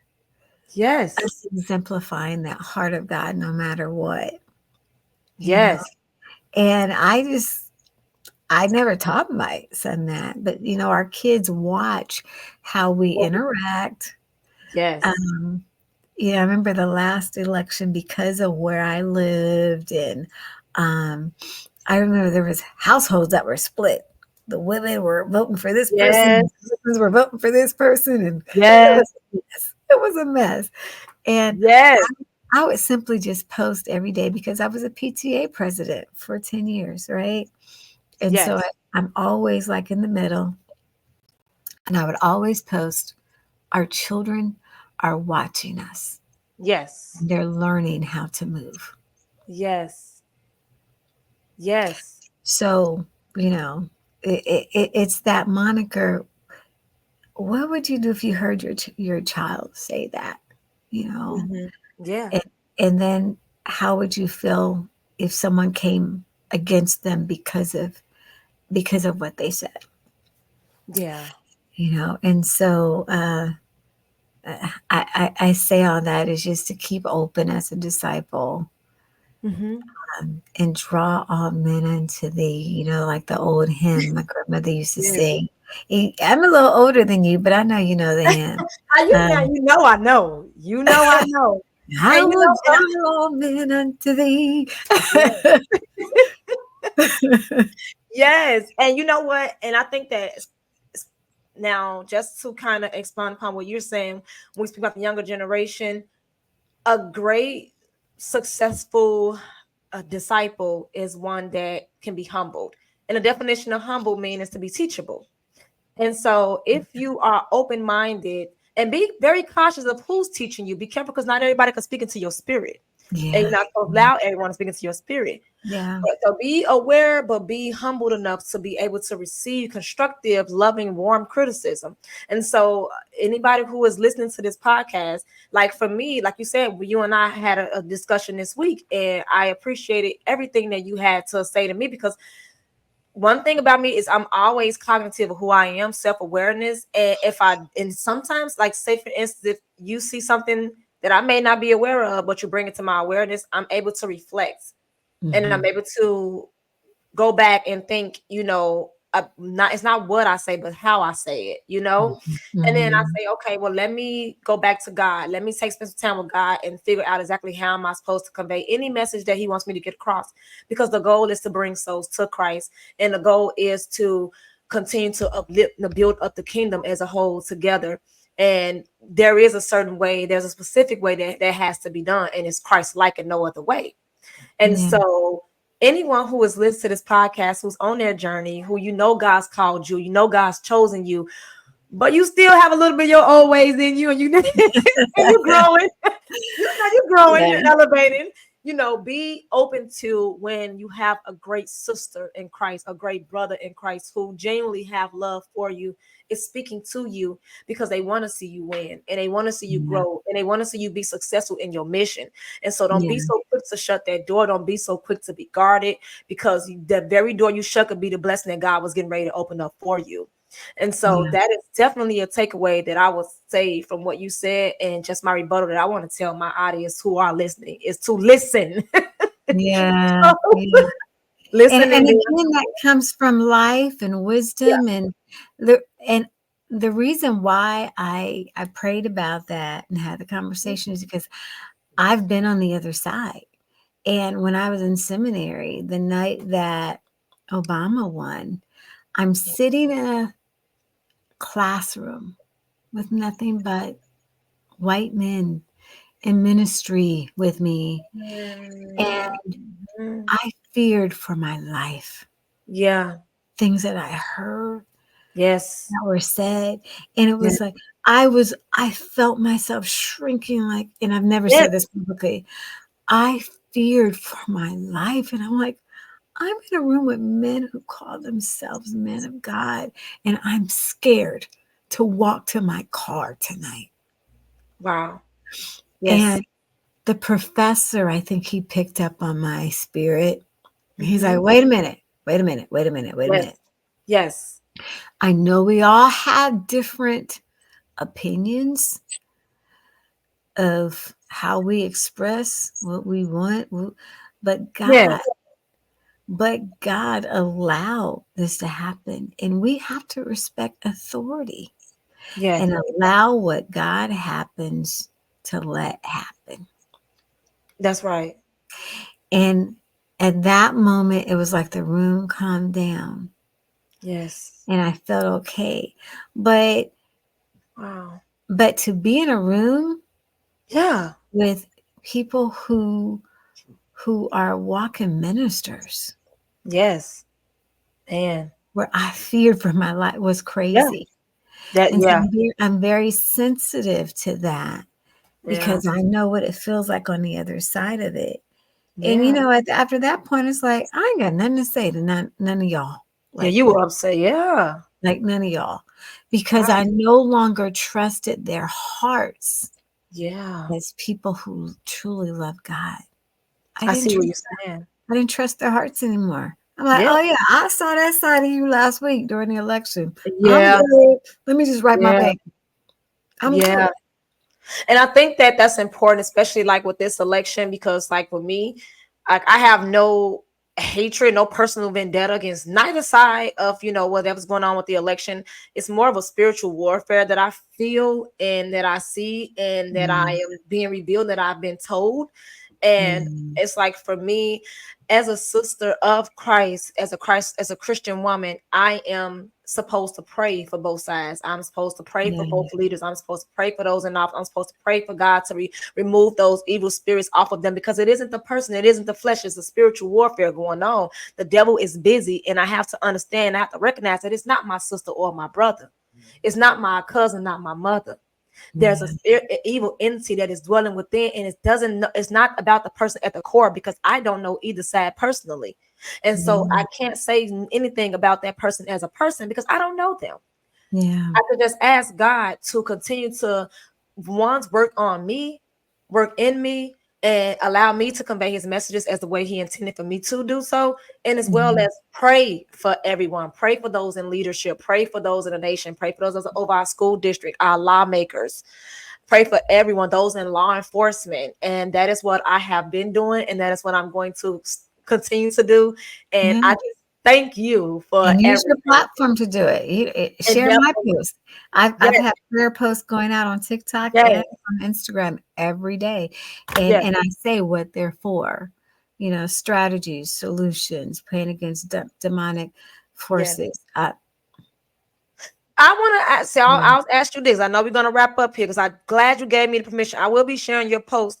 And I do want to say this. So when I go live on my TikToks, I have at least 400 or 500 people that's popping in and out that's watching all the time. And then when I do Mhm. go live on TikTok, it's primarily about the medical aspect of it, like healing the body holistically and how we tie it into Christ. Mhm. However, I feel like, if you have time on another day, if we can go live together on TikTok, and Yeah. that audience can, we can open up that door as well and just talk about, like you said, praying for the election. We have less than 2 weeks now, Yeah. and I definitely think that's a conversation that is needed. You know what I mean?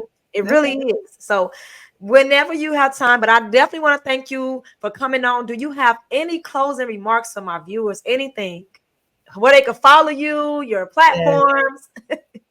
Okay, well, several things. Unshakable Woman on all platforms at Unshakable Woman. Just Faith TV. We are free, no subscriptions, and we are expanding. We're already in 186 countries. We would love to have you. And I'm actually looking for a movie reviewer as well to Yes. review some of our films and help share the word. And Colossians 3:23 talks about whatever you do it to the glory of God. You know, whatever work it is that you do, just do it to the glory of God. And last, I would say mentees and mentors are so very important. I'm grateful to be here with my younger sister. Um, I think we can continue to learn from the generation that's coming up behind us. But I believe the wisdom of those who are a little bit older, um, we still have something to pour into the cup coming behind us as well. And so I'm so very proud of you. Thank And you. I would love to do a show with you. That sounds absolutely amazing. And you are a gem. Keep doing what you're doing. Thank Keep you. using the platforms, and just keep being you. But keep asking daily Yes. how you can be used. I like that. I like that. Thank you so much, sister. I love you dearly. I will be contacting you. Ladies and gentlemen, this is Cheryl Stabler. We thank her so much for being in the studio. Go follow her on social media. She's on TikTok. She's on Instagram, The Unshakeable Woman. She's on Facebook. And you guys have to follow her. She's a true gem. She is so warm to watch and to just see her in her day to day. And again, Cheryl, thank you for being on the show. I really appreciate you being here, and I will be in contact. Thank you, everyone. Thank you I so much, love you. Olivia. Let me Bye. know. Bye, everyone.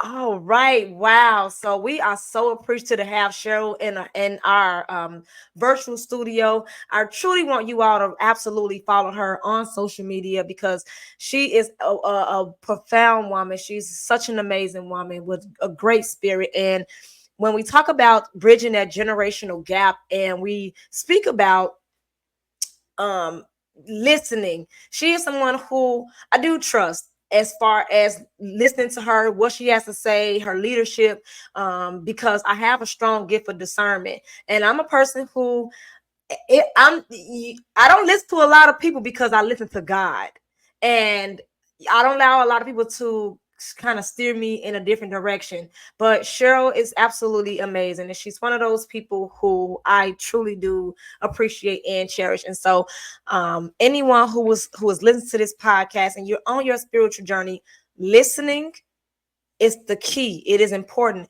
And you listen to God first. You seek God's guidance first, initially, before anything. You ask God, what is it that He wants you to do? Ask Him for clarity. If He hasn't made the revelation clear to you, His mission, what He wants you to do, ask Him for clarity. Be obedient. It's not for you to understand. He says, lean not into your own understanding, but trust in me. I shall be a lamp at your feet, guiding your step every which way. And so you be obedient and trust where He's taking you. And He's going to have a divine connection and align appropriate people in your life on that journey. People who you never thought you would come in contact with, people who you didn't even know existed out there in the world. And they're just going to just fall into your lap one day, and they are there for a purpose. And so if you are one of the youth who God has chosen, He's called, and you're on that journey, the biggest mistake I think that you can make is thinking that you know everything. That is the biggest mistake I think that we can make. So don't be closed-minded to listening to what anyone has to say. I don't want to say even just say elders, because there could be someone like me who still has something very valuable to say. And you have to be receptive and open and to being able to listen to listen. And then take what is said and still go back to God and say, God, this is a message that I received from sister so and so, brother so and so, and I want you to, reveal to me exactly what you wanted me to gain from that message that you sent this person to give to me. So now that you are the recipient and you receive that message, He's going to again answer you. He said, you call unto me and I shall appear. And so He's going to answer that call, and He's going to give you more instructions, and you do exactly what God designed for you to do. All right. So that is something I definitely want you all to take from this insert with us, speaking to this interview with Sister Cheryl, because I want us all to be successful in our mission. I want us all to just not only just being successful in our mission, being successful as sisters, as brother, as a unit. I keep saying we're missing the unity back in our community. We don't sit down with our elders enough. We're too busy into technology. We're too busy into the television. We're too busy into allowing social media and our peers to raise us. And we're truly the blind leading the blind, because if they're not following Christ, where are they leading you? If they are not following Christ, then where are they leading you? If you don't feel fulfilled after you leave a certain group, a certain setting, a certain event, then maybe that wasn't the place for you. And so I'm saying that to say that along this journey, we got to be mindful of what we instill in our soul, what we allow to pour into us, because what pours into us eventually comes out of us, and it dwells within us, and then it becomes a part of us.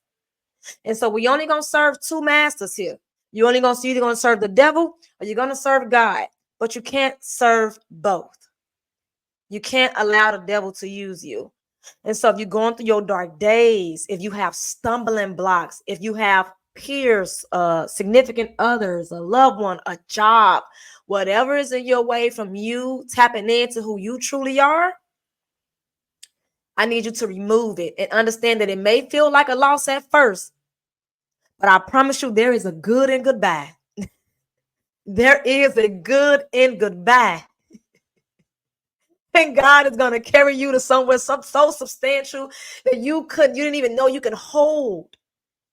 You didn't even know. God blessed me with this. He blessed me with that. And then people look at me and all that I have going on in my life, and they say, how do you manage it all? I say, there are 24 hours in a day. I will sleep for a few of them, and I'm going to do the Lord's work the rest of them. And every single time I put my time and energy into God, God pours into me and it fills me back up, and I'm able to keep going. I'm able to keep going, you know? So I want y'all to be encouraged. I want y'all to read y'all word. And one thing I want to say is, if you're going through tough times, I encourage you to read the book of Job. Read the book of Job. Job went through some triumphant times in that Bible and his story, and he never lost faith. The devil tempted him and tortured him time and time again. Loss of money, loss of finance, loss of children, loss of wives. Job went through it. And through it all, he was unshakable. Like my sister Cheryl, he was unshakable. And in the end, and he went through it, and he went through it for a while. Job went through it for a while. But in the end, God blessed him with so much more. He blessed him with his family back. He blessed him with wealth. He blessed him with health. He blessed Job with everything that he needed in that time and in that moment. Okay? And so I want y'all to know that these tough times, these long and evil days don't last always. I saw a saying that was on a church. It was a church saying, and it said, "These evil days shall pass. They may pass like a kidney stone, but they'll pass." So you may go through some things. However, that it will pass. And that other side is beautiful.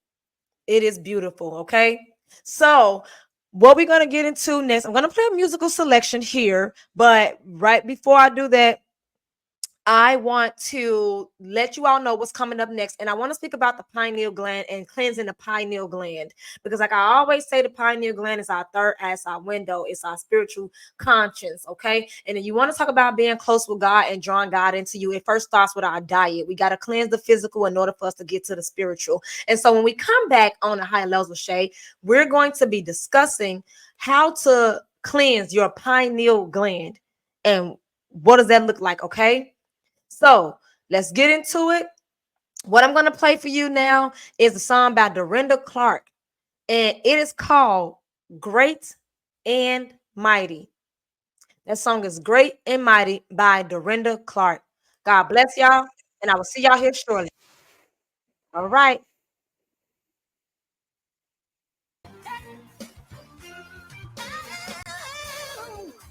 We know that the Lord is great and mighty. I want y'all to help me sing it, all right? Come on. Be not dismayed. Don't be afraid. Stand on God's promise and walk in faith. The Lord has declared there's power in you. So great and mighty, what shall we do? Come on, say. Be Be not dismayed. Oh no. Stand on his promise. Stand there. Walk in faith. Walk in faith. There's power in you. Hey. Great and mighty. What shall you do? Oh yeah. Be not dismayed. Don't be afraid. Don't be afraid. Stand on his promise and walk in faith. The Lord is declared. There's power in you.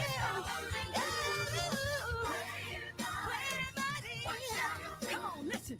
Jesus came into this world. He died upon the cross just to set you free. He performed a miracle so that he walked upon the earth so that don't be not dismayed. Don't be afraid. Stand on his promise. Walk in faith. Yeah. He declared.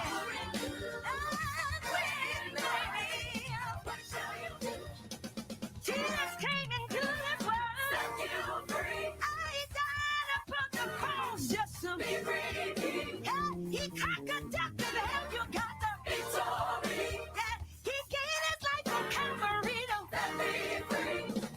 He left the Holy Ghost to heal you. On the day of Pentecost, he left it. Where would I be if I didn't have? What would I know if God didn't have him? Got power to lay your hand. Power to recover.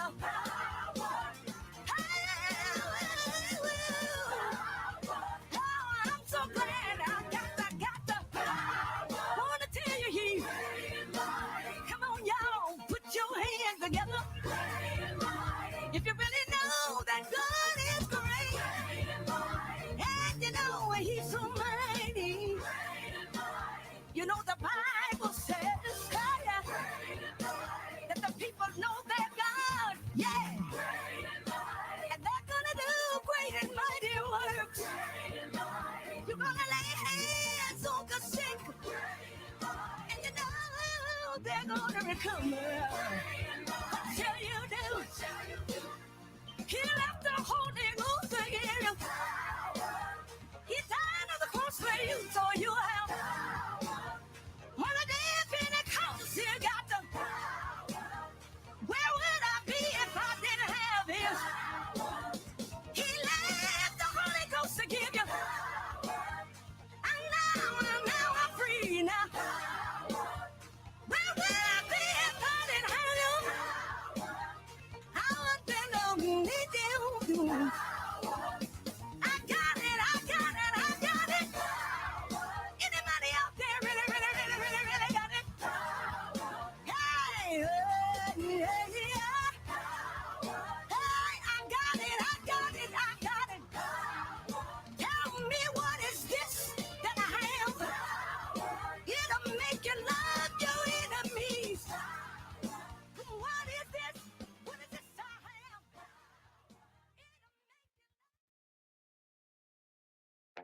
At Vyre, we offer 3D rendering services. But you probably already know a guy who knows a guy who has a cousin who has a neighbor. I wanna be with you always, 'cause that is what my heart says.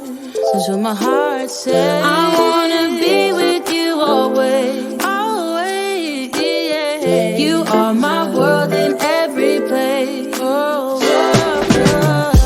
it's the things that goes by. I know I'm in a better place. I'm in a better place.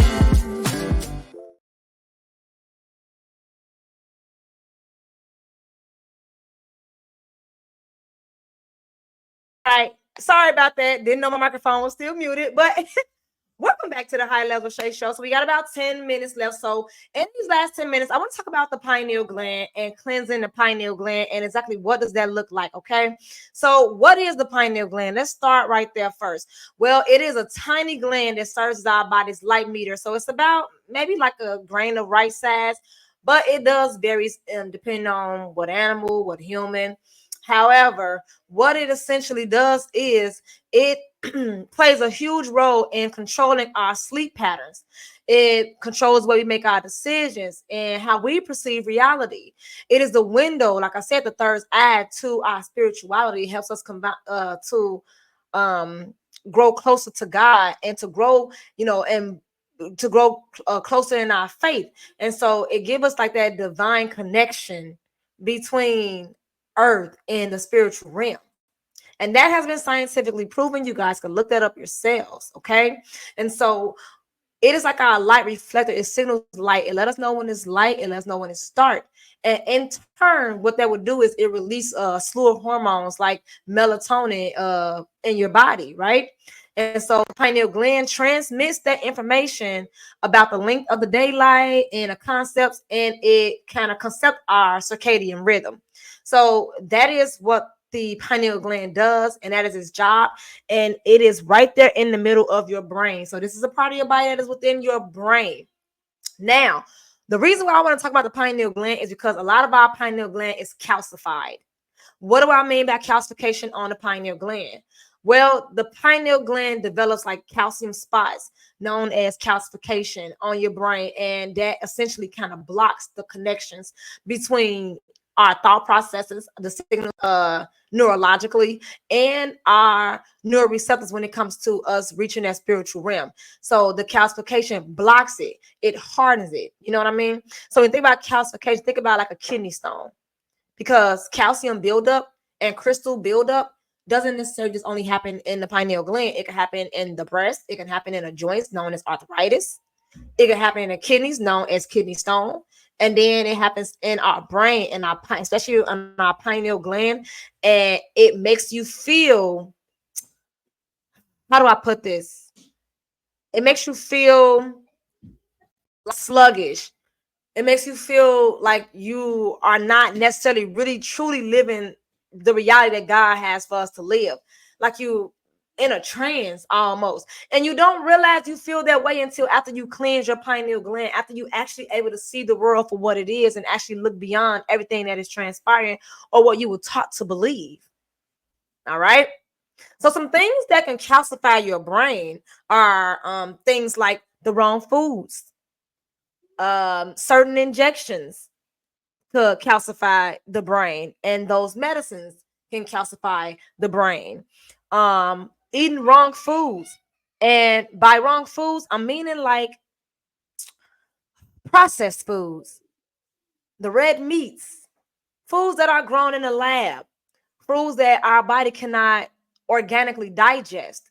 And so it becomes toxic waste in our bloodstream, and then it gets into our brain system. And then it hardens our brain because it's not properly digested appropriately. Some other things that can cause your pineal gland to be calcified and is aging, obviously.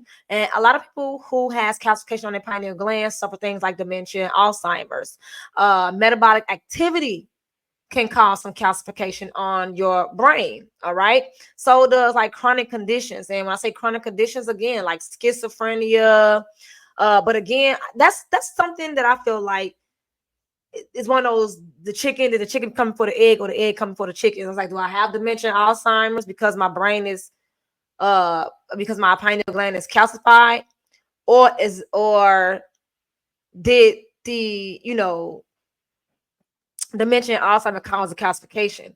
Because you look at it and you Google it, it'll make it seem like the dementia and Alzheimer's causes the calcification, but really I feel like the calcification on the pineal gland or on the brain as a whole is what's causing the dementia and Alzheimer's. You see, that's just from me and my own studies. And so what we do is we detox. First of all, stop. And I say this all the time, but it's true. It's transparent. You stop eating that fast food. Stop eating the processed food. It isn't real food. Your body isn't digesting. So what is the toxins going? Because everything you put in your body is not coming out. It's being absorbed into your bloodstream. So it's kind of one of those things where you have to just be mindful of what you consume in your body, because what we put into our body actually does matter, and it exudes out and externally. All right. So, and boost your immune system. So boost your immune system, drink plenty of water, eat plenty of fruits, eat plenty of vegetables, and just give yourself 30 days.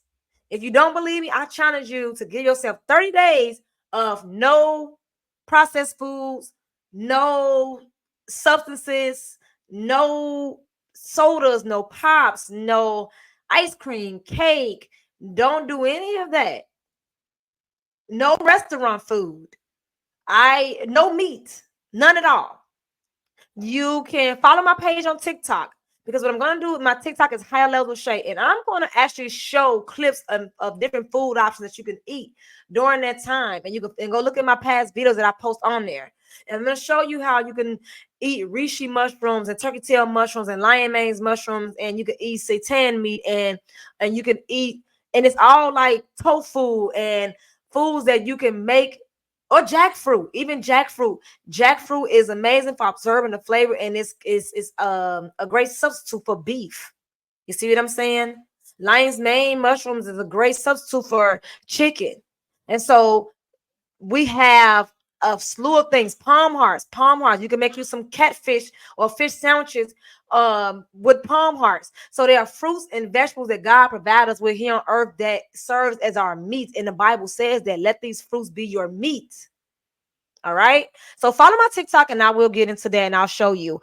Now, let's get into some herbs, because I wrote down some herbs that you can take to help cleanse and detox your pineal gland, like bloodroot, greater burdock, milk thistle, stingy nettle, American ginseng.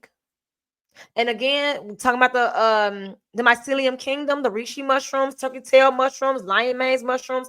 Those help to detox and decalcify your brain as well, and as well as your gut. So I definitely want to say that. Lemon balm. Lemon balm is a great herb. Spanish moss, sea moss. You can purchase these herbs at yafishakor.com. And as a matter of fact, I'm going to actually add that website right here on the show so you can see it. But I want y'all to really look into these herbs and do your research on these herbs.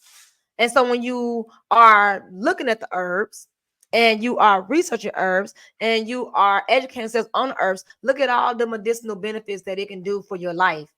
So you can go on their website and you can purchase the herbs at yafishakor.com. Another herbs is Devil's Club. And you take these herbs and you can make them into a tea.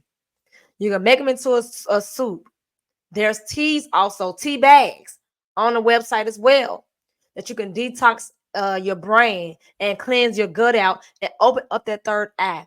And when you're doing so, make sure you're reading your word. Make sure you're spending time with God. We have to cleanse the physical to get to the spiritual. So detox, cleanse your gut, spend time with God. And spending time with God meaning reading the word. Watch sermons on YouTube. My special guest today just gave me a TikTok to a family member. She says is doing amazing. So while we have time, I'm actually going to look that up as well. And I'll give you guys that particular TikTok, because a lot of us sometimes we do need a help, because getting back into our walking into our faith, it can be scary, and it's the unknown. You see what I mean? And so in doing so, sometimes we need assistance, we need guidance. So we may look at someone to help. So this particular person whose TikTok that she gave me is Lydia. It is LYDI _AHHH LYDI _AHHH_. So Lydia. All right. And I'm going to be following her as well. So that is our show today. I hope you gained a lot from this show. It was an amazing show. And don't forget that you can reach out to me via TikTok at Higher Levels with Shay. This video we posted on YouTube at Higher Levels with Shay, and on social media such as Facebook at Higher Levels with Shay. If you want a consultation, you want someone just to talk to, you want prayers, you have questions about just anything to deal with the medical field, medical diagnosis, holistic healing, do reach out to me. I am here. So I love you all. I thank you all, and catch us back Monday through Friday as we'll be here on Higher Levels with Shay at 12, from 12 p.m. to 2 p.m. Central Standard Time. God bless y'all. I love y'all, and